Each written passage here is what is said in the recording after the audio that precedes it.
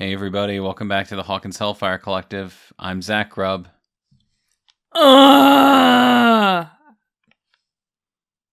Devon Grubb. And we're gonna talk about the season finale of season 4.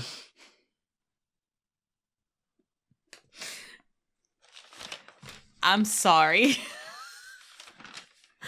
It is what it is, honey. This is the Piggyback Part 3, and we are starting with...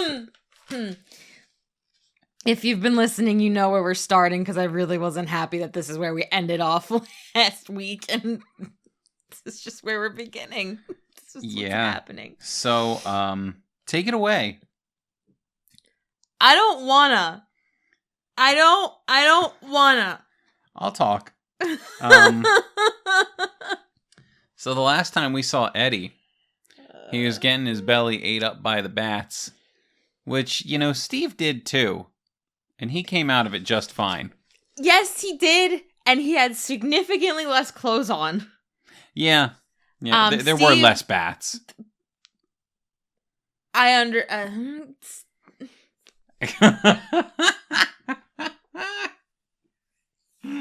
But, like, Eddie had, like, layers and layers of clothes on. Like, I'm so... Tactical gear. Right, like, big puffy jacket. I'm just frustrated and sad. Everything that happens in this moment is just sad. Because not only are you witnessing Eddie... like dying in Dustin's arms and all the things that he is saying, but it's also cutting to Max dying in Lucas's arms, and it's just heartbreaking. Just overall the whole thing is just sad and devastating. And it's also being accompanied, which is an interesting thing, I think, by the Moby song, When It's Cold, I Like to Die. Is that what yes, When It's Cold, I Like to Die. And that song is also played in a very significant scene of season 1, where Joyce and Hopper find Will in the Upside Down, and Hopper resuscitates him. I feel like there's a significance to that. I don't think that song would be reused if there wasn't. Right. No, and I'm not saying that significance has anything to do with Eddie. I am not that delulu anymore. I just like to entertain you folks. Delulu? Delusional. Okay. I just like to entertain. However, there's got to be some significant purpose to it. I don't know if it has to do with Max or, like, you know, the fact that 11 kind of brings Max back. Maybe that's what it is. Like, we'll talk about that in a sec. You know, we'll get to that. But just, it's all so heartbreaking. And poor Dustin. Yeah, their final conversation is just the worst. Like, he gets to Eddie, and I think the first thing Eddie says is, I didn't run away this time, right? And Dustin is bawling already, and he's like, no, you didn't run away. And he basically puts Hellfire in Dustin's hands, because he's like, you're gonna have to look after those little sheepies for me. And he's like, no, you're gonna look after them. And he's like, no, you have to promise me, you know. And like, and the I love you man was not scripted. Props to Gaten and Joe, like, for just improving the best scenes together and just breaking hearts all over the place. Like, let them be in more things together. Doesn't even have to be Stranger Things. Just let them act together more. You know, it's very telling of Eddie's character that the last thing he's thinking about as he's laying there bleeding out is someone has to look after those kids who everyone else is going to shit on. Mm-hmm. And that's actually interesting, like, that you bring that up, because I feel like that's what you just said, what you just summed up is what Dustin has been trying to tell people about him from the moment he is blamed for Chrissy's death. Yep. And nobody wants to listen to it. Well, except for, like, our group. But, like, nobody else wants to think Even they didn't want to listen at first. Right. Nobody else wants to think that because, you know, oh, he plays D&D and he likes metal, so he's automatically, like, you know, this horrible person. No. He was bullied and doesn't want that to happen to other people, other kids. So, like, he takes them under his wing, which is why I really feel like And he acts big and tough because it's like, hey, if you mess with these kids, you're messing with me. You're messing with me. And that's what I really feel like I would have loved to have had moments with Will and Eddie, because I feel like they would have gotten along. Yeah. You know, not just with the D&D aspect, but I feel like, you know, Eddie would have seen Will as this shy kid and would have immediately, like, wanted to help him. He would have been what Jonathan wasn't during their time in California. Mm-hmm. Yeah. So, he dies. And then we get Max and Lucas. Now, everybody who listens to this knows how much I, you know, was all about Eddie. But I'm going to tell you all something, and Zach can concur. I don't cry when Eddie dies. I cry at this moment. You get angry when Eddie dies. I get angry when Eddie dies, but this moment, this makes you cry makes me cry every single time, because Sadie Sink's acting here is... I don't even have words for it. It's Oscar level. Yeah. And Caleb, like, acting off of that it's a huge gut punch when the he whole yells time. for Erica. Oh my God. But wow. Like, her saying that she can't feel anything and she can't see anything. And that, like, you know, I'm so scared. She's so scared and she's not ready. Like, because she knows it's going to happen, but she also knows that, you know, she's 14 years old and does not want to die. But, you know, all you can feel, like, it's visceral. I feel like. It is. That's the perfect word for it. It is the most visceral scene in the entire show. Mm-hmm. And then, yeah, like you said, like, Lucas, like, you know, trying to make her feel, like... Trying to reassure her that everything's gonna be okay, but, like, he knows everything is not gonna be okay, and he is just as scared as she is. Like, he's trying so hard to keep it together, and he's just not. Mm-hmm. Oh, God. God! Yeah, it's rough to watch. It is legitimately hard to watch. Yeah. Like, if you can really just take yourself out of your seat as somebody who is watching a TV show and just be in this scene, like, be in this moment, it is so deeply affecting. Mm-hmm. In a way that a lot of TV and movies is not. Yeah. Like, I feel like this scene still feels the same way having watched it a few times since watching it, like, that it you know, feels the same as the first time we watched it. You could argue this scene does not belong in this show. No. It does, but it's too just strong. It's just, my God. And then the gates all open. But before that, well, actually, while that's happening, Jason gets cut in half. I think the gates open, and that's when he gets cut in half, and it's clearly painful, and it's great. It's great. It looks good. Like, yeah, it looks so good. It doesn't look like fake. I mean, it's clearly effects, but like, it looks cool. But it looks cool. It's like, oh shit, he just got cut in half. And I didn't catch it the very first time that we watched it because I was still, like, in shock of the things that happened before, and you were like, Jason just got cut in half, and I was like, what? I think I mention it after we were done. Like, after the episode was over, I was like, it's pretty cool watching Jason get cut in half, and you were like, wait, what? Right, and like, we like rewound. Like I like blacked out after all of that. It was so cool. Guys, it's so cool watching him get cut in half. And, like, his whole body disintegrates. You watch his flesh turn to bone and then burn up. And then, oh my god. And then I wrote this down. So 11's power has the opposite effect of Vecna, because he kills with trauma and she revives with joy. Yes. I wrote 11 pulls a Jesus.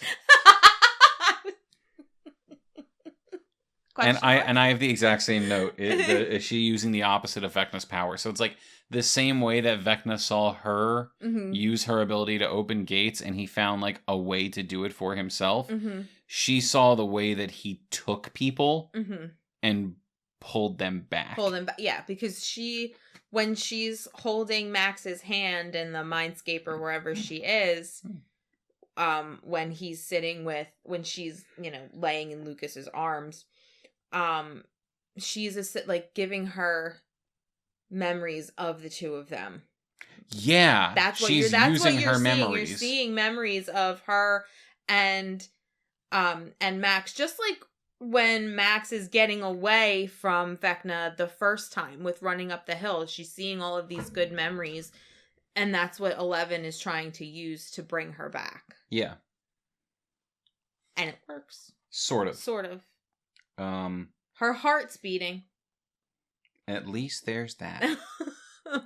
And we'll get into like pretty soon what I think's going on with her consciousness. Yeah. We'll talk about all that stuff. We're gonna get through the episode first. I thought it was interesting that when the portal opens, it all converges at City Hall. Yeah. No, we think that we were talking about that. Like maybe it's just because that's like the center of town. Could just be the center of Hawkins. There might not be any like real significance to that. Just that that's just happens to be the main thing. Also, it is a damn good thing that Dustin actually did go back into the Upside Down and ran towards Eddie. Mm-hmm. Because if that portal opened on him while he was in the trailer, oh right, he could have gotten disintegrated. He would have ended up just like Jason. So I mean, he dodged a bullet that way. All of this, though, does go back to a gripe that we both had a long time ago. We talked about this forever ago. This? Or not yet? No, not that. Sorry, not that. I was referring to my notes. No, not that. Not that. No. How in the hell did everybody in the Upside Down get back to the right side up? That's kind of what it is, but yeah. Partially. I just, like, clearly these gates open and they melt people. You also said, how did Lucas and Max get out? Like, how did they get out of the house? How did Lucas and Max get out of the house? The house split.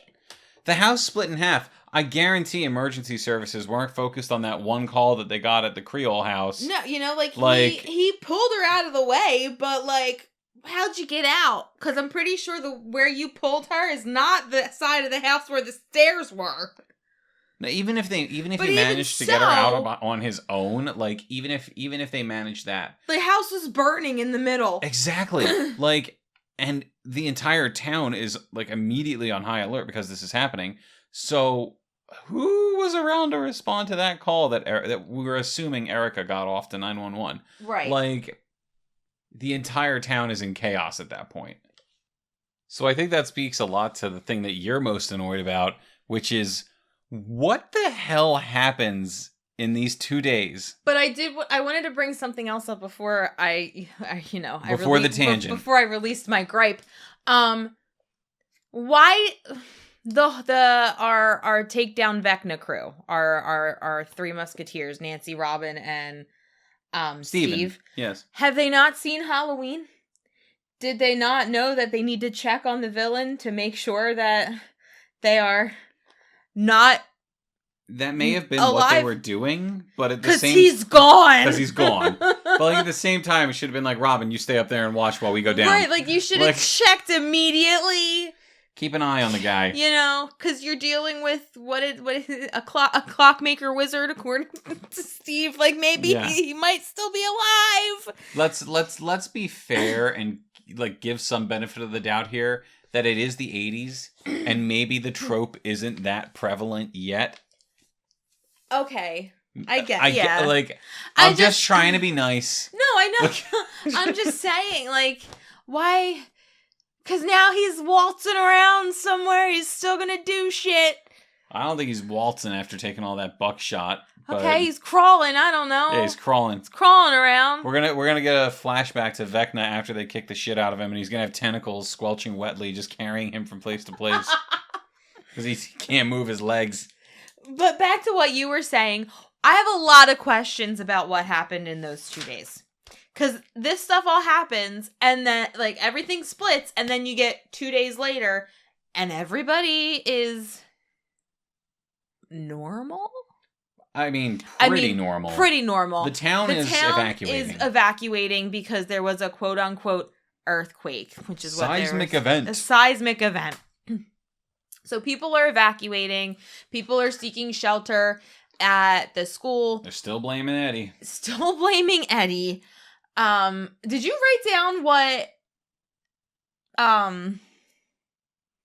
Mr. Wheeler said? Because he said something when he's watching the news. He says something, and you were like, "That's the smartest thing he's ever said." I didn't write down what he said, but I wrote a note that said Ted's an asshole, but he's not wrong. Yeah, because he says he says something about like, just trying to put the blame on our something that was actually very like astute of him. Yeah, like the government's covering it up or something along those lines. That, and it's like, yeah, that is covering correct. it up and passing off the blame. It was like, I was like, oh, okay, accurate. Hey, a stop clock is right twice a day. But like the biggest thing is how did they get out? How did they get out? Yeah. So if the portals are all on fire mm-hmm. to the point where they can, cut people apart, what the hell? How did they get leave? Out? And they were definitely in there when the portals opened. They had to be, because I'm sorry, I have in my head them literally having to pull Dustin away from Eddie. Right. Like not they have to, you know what I mean? Like they have to go back and show us that what happened that time from their perspective. Yeah. Because there's just too much of a hole there. For it to not be touched on. It is a big glaring hole. Yeah, they're like they have to touch on that. You cannot tell me you're just going to ignore that. Yeah, it's too big of a deal.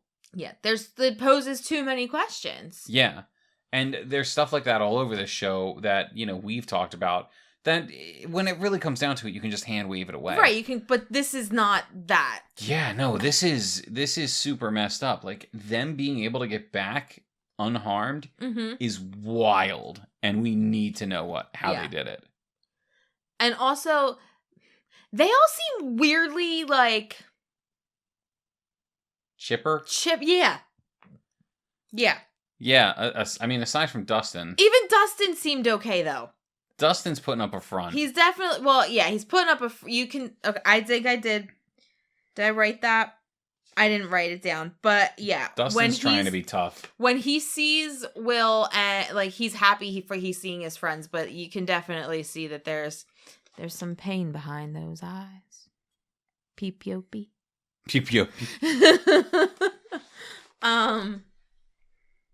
But like Nancy and Robin and Steve are like, yeah, we're gonna take all these things to the school, and it's great. Like, you didn't just try to kill a supernatural being in another dimension and he got away and lose 2 days ago. Like, you're okay?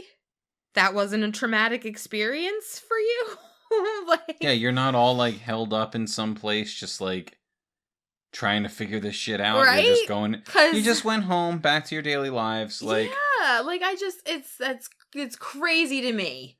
I remember the first time we watched it, I was like, did something happen? Is this a Nightmare on Elm Street dream sequence? Like, I do want to bring this up just because I know we talked about it in a previous episode. We thought that the stuffed animal they called out at the end was the bear. Mm-hmm. It's not. It's not the same bear that Nancy said she donated. It's a bunny. It was a bunny. Yeah, it was different. So that it's not like what they went back in time or anything. Like that. No hole there, no time travel. It's a totally different. It's a different toy. Yeah. Something that I noticed when Will and Mike and 11 and all when they're coming back and they're driving into town, mm-hmm. They pass by City Hall. Yes. And it looks like there's tentacles. It's covered in tentacles. Creeping up. Like the vines that you see on things in the Upside Down are starting to consume City Hall. Which, knowing that they saw that, makes something Mike says a little later really dumb. In a conversation with Will, he talks about how they, like, oh, we might, like, I hope we saw the last of Vecna, like, they killed him, and Will's like, he's not dead. Like, Mike, you really think the gates would be open and you'd have tentacles Mike's never been to the Upside Down. Squelching wetly up into the... What's up? Mike's never been to the Upside Down, so no, but he knows about the tentacles. He knows about the hive mind. He saw the tentacles in season 2 when they were underground. Did he? Yeah, they grabbed Hopper. Like he was down there with Steve. They know about the tentacles. Okay. Because I was just not that I like defending Mike, but I was going to defend him there. Just like he's never been to the Upside Down. He doesn't necessarily know what it looks like. No, it's wildly stupid of him to be like Vecna's dead, knowing that the City Hall is covered in tentacles. Come on, dude. Yeah. Like, come. Then we go to the hospital. Yeah. I will say one thing I liked about this scene that is kind of not really called out in any way. Erica is like mm-hmm. low key watching over Lucas. Yeah. And it's really wholesome. Yeah. Like he's there reading to Max and taking care of her. And right there in the background is Erica sitting making there that he's okay. Like making sure her brother's okay. Yeah. Well, because they were together. Mm-hmm. You know? And the drawing is hanging up in the room. The drawing of them going to the movies together. Oh, just everything about it is just so sad. It is. So I think we both agreed that it seems like Elle didn't tell anyone what she did. Yeah. So he says something about her heart stopping, or that her heart wasn't beating for like 5 minutes. No, it was just a minute. Okay. Yeah. Which is still, I mean, that's long enough. A long time for, and Will and Mike both kind of look at 11 when he says that, like, what did you do? Yeah. Like, how did you do that? How did you do that?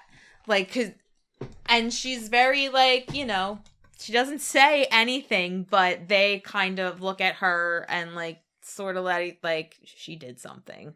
Yeah. Like, she is why Max is still alive. So, I know they, like, staggered these scenes, and they show it later, but... We should just talk about them as, because they'd be happening at this time, you know what I mean? Yeah. Even though it's staggered. So, Elle goes into the mindscape to try to find Max. Yeah. And she's not there. And Elle is freaking out. And I think there are 2 things that could be going on here. You explain these things because they're very interesting. So the first one is something that I think we talked about in an earlier episode, where I think Max could be kind of exploring the mindscape, just not at home because she was pulled away. Mm-hmm. So maybe Max is like wandering the mindscape and Elle has to find her. And I felt pretty good about that theory until we rewatched the finale. And I think it's much more likely that Max is trapped inside Vecna. The same way that he trapped everyone else's minds inside of him in order to make portals. Mm-hmm. Just because Elle brought her back to life doesn't mean she freed her. And I think the only way they get Max back is if Vecna dies. Yeah. And that makes sense, too, because he needed her to open the gate. Yes. And I think the gate wouldn't have opened if he didn't have her. Yes.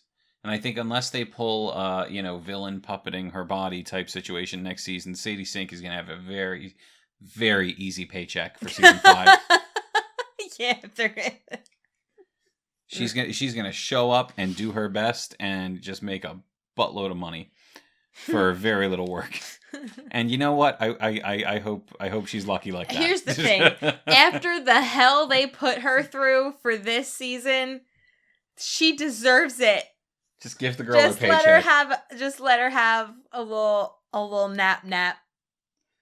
Same token. We all watched this season. I really want her to do more things because she's phenomenal. We all watched this season. We all saw The Whale. She's incredible. Like, I don't want to talk about The Whale. We're not going to talk about The Whale. Please don't make me talk about The Whale. It's a great movie. We're not going to talk about it. Anyway, all that aside, we get to see. We're at the school. Yeah, we get to see the school where everybody's kind of like banding together. The community's coming together. It's become a shelter. Yeah, for people who've like lost their homes. Everyone and displaced stuff. from the event. People are donating things. They're making food. Robin's making food with her girl. Robin and her girl crush. And Steve's so happy. They have matching manic energy. Mm-hmm. It's very cute. Yeah. And yeah, Papa Steve is just so proud of his little kid. Papa Steve's so happy. And like, you know what? Good on you, Steve. Nothing with Nancy worked out the way you wanted it to. No. And that's okay. And he's okay. He's okay, right? Like obviously he's a little heartbroken because she was reunited with Jonathan and they're together for as long as that'll last.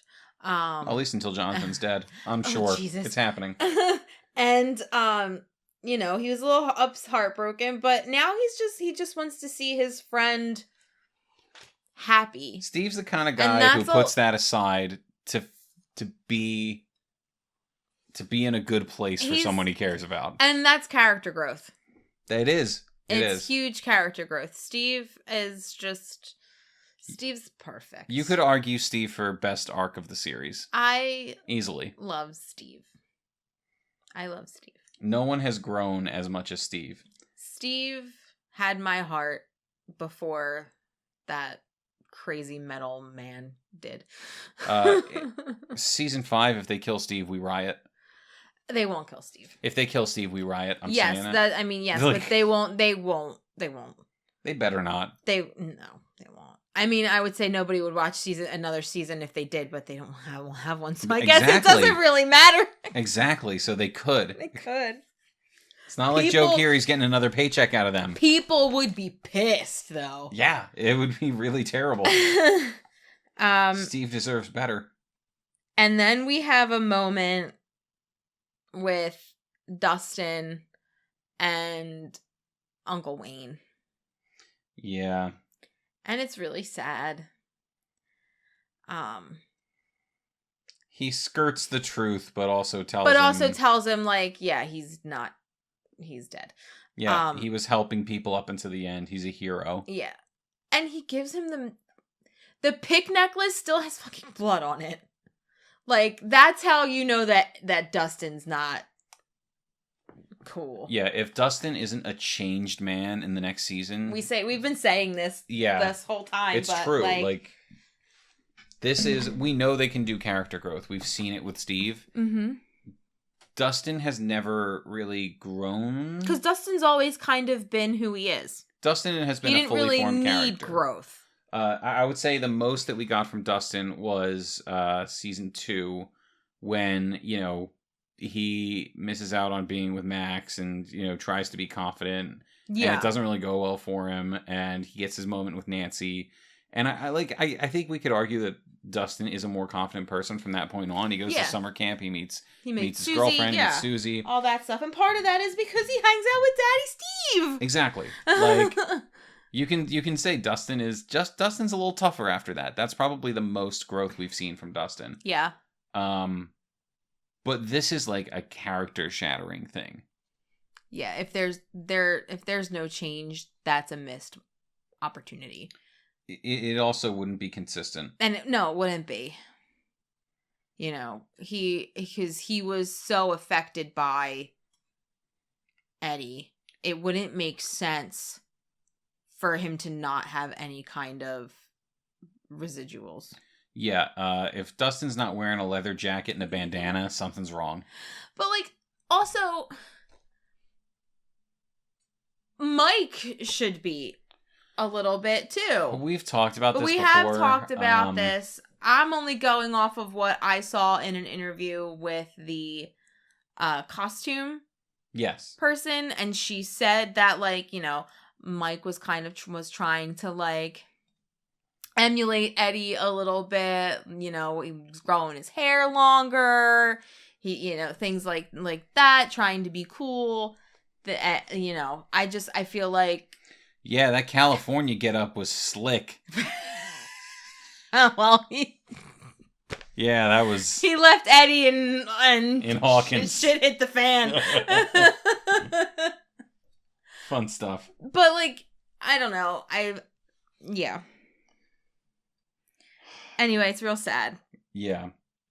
Real sad. Then we cut to the cleanup montage. And Argyle's picking mushrooms.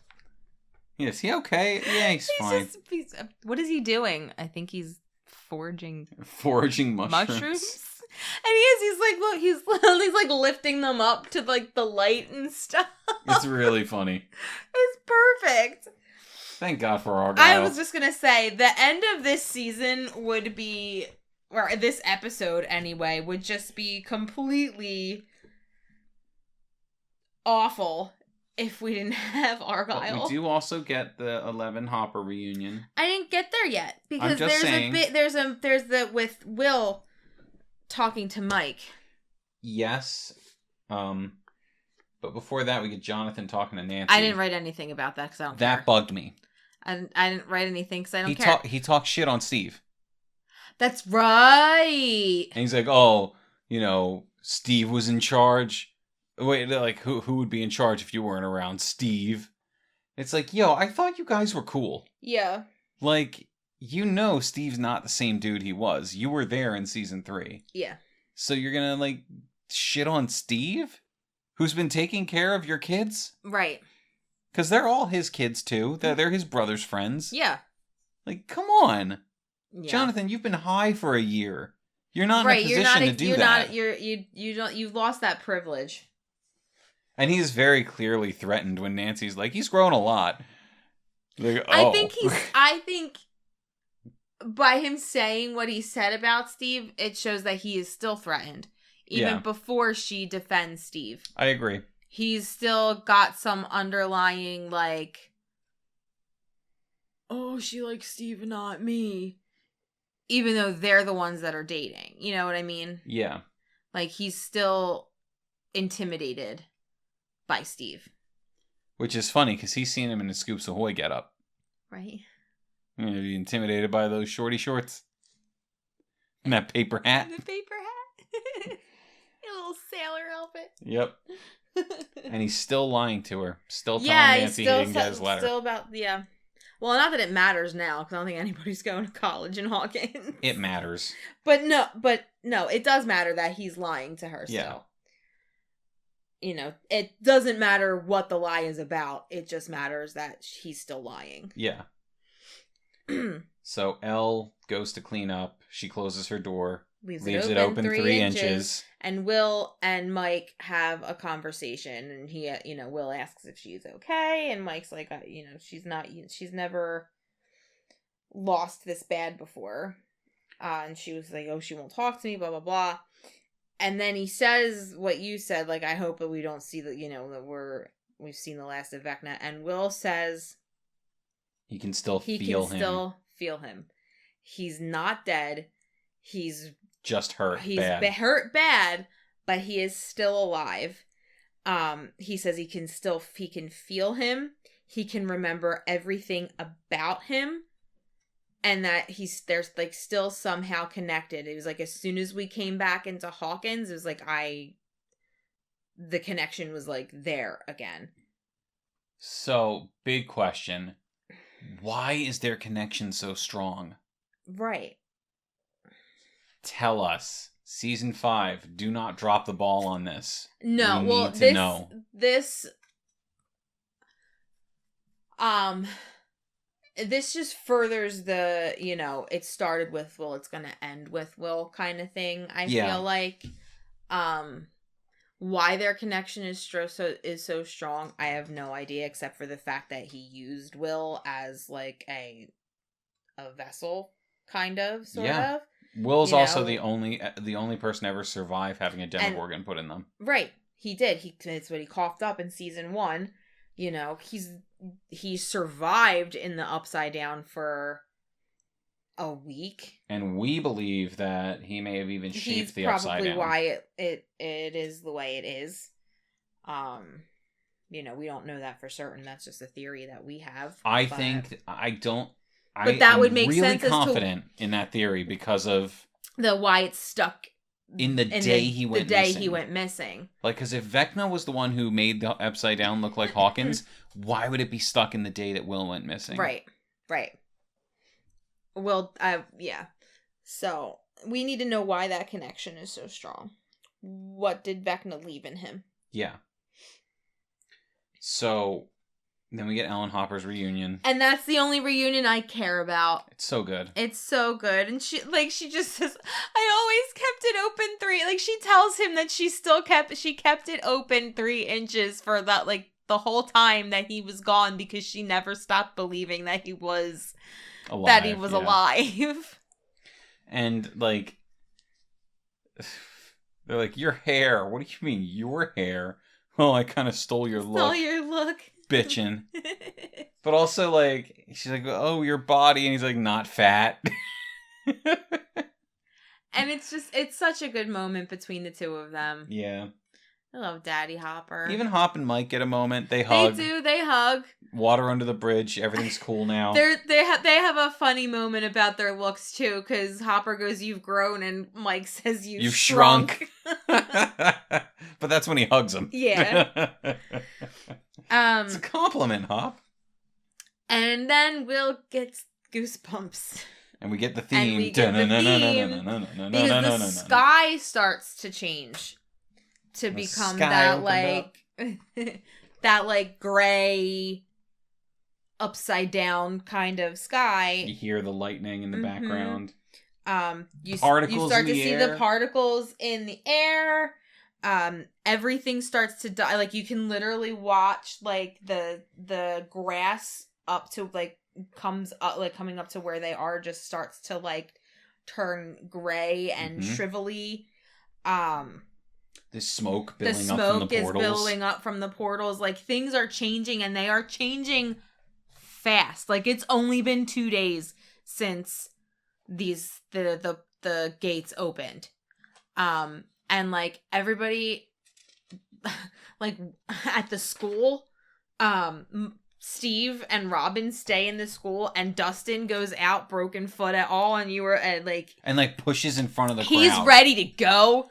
He's ready to take on whatever's happening, even with his bum foot. Dustin's chasing revenge. Yep. And that could be dangerous next season. I have a feeling Dustin's going to put himself in some situations he really shouldn't be in. Yeah. No, I wholeheartedly agree with that. Or they'll just drop the ball and we'll be really angry. But I don't think they will drop the ball on the Dustin thing, because they've already said multiple times in interviews, because they get asked the Eddie question all the time. And they've said that like his death will have repercussions for season 5. Yeah. I can't remember if they said Dustin. I want to say in one of them they might have, but like that's kind of the only person that would probably have massive repercussions from his death. I think so too. Unless, they bring him back as a vessel. Which they absolutely could. They could. They could, because Vecna needs a body. So we think. They messed his up pretty bad, so he could need a body. But we'll talk about theories in another episode, because that's basically what we're going to be doing for our next couple episodes. Our season 4 wrap-up is probably going to be more so us talking theories, because we've been pretty thorough throughout season 4. Mm-hmm. And I don't know that it's necessary to have a wrap-up in the way that we did for the first few seasons. Yeah. Since it's still so fresh in everyone's minds. Yeah, it just happened last year. Exactly. So I'm thinking our wrap-up will be more based around theories. Yeah, our theories for season 5. Yeah.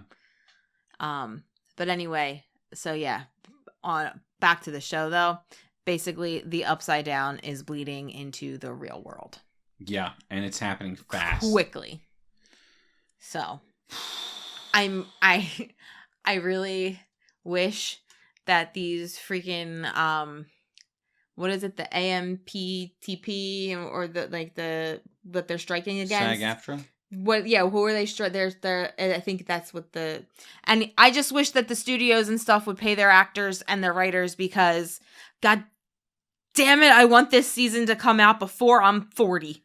You know what it is? we have to be vocal, and we have to keep telling them we want our shows back. Do what you have to do to give us our shows back, or you're just going to continue to lose money. Treat your workers better. Give us our shows back. I want my Stranger Things. Yep. Solidarity with all of the writers. Pay your writers, pay your actors. That's all I got to say. Yeah, come on, do better. No one should get a residual check of literal pocket change. A cent. For being on a wildly popular TV show. Like a regular on a wildly popular TV show. Mm-hmm. Ludicrous. End of rant. Anyway. Before we sign off, I want us to recap a few things that we don't know what's going on with them, and they need to be answered in season 5. Yeah. Owens. Where is he? What's happening to Owens right now? The last time we saw him, the military had him. Yeah. And we didn't see if he got out or anything. He was just being questioned by the military literally right before the guy gave the go-ahead to essentially kill 11. Yep. And we know... Okay. And we know his people are still doing things, maybe at his direction, maybe not, because... the woman who works for him that we've seen throughout the season is the one who brought Hopper back. They did bring Hopper and Joyce back to the cabin, so... it probably doesn't matter, but what's Dimitri up to? I want to know if Dimitri got his happy ending. Right, or he's just flying around with Yuri.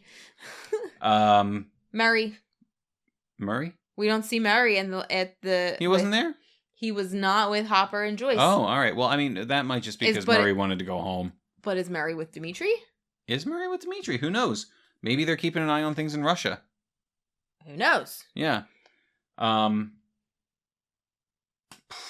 Sorry, I interrupted your train of thought. No, you're good. You're good. The 2 days. We need to know what happened in those 2 days. Mm-hmm. What else? We need to know why the Upside Down is frozen in time. Yep. Anything else come to mind? Things we don't have answers to that are really glaring right now. I'm sure there are, but I can't think of any. I feel like those are the big ones. Those are the big ones. And then when we do where's Max? But, that's obviously we're going to get that. When we do our theory episode, we can talk about that. Yeah. This was stressful. It was. This took us 3 episodes. It did. Content. Sorry, guys. So I think we can call this one. Yeah, I mean, this was the episode, so. Signing off from the Hawkins Hellfire Collective, I'm Zach Grubb. And I'm Devon Grubb. Dusty Buns gets it done.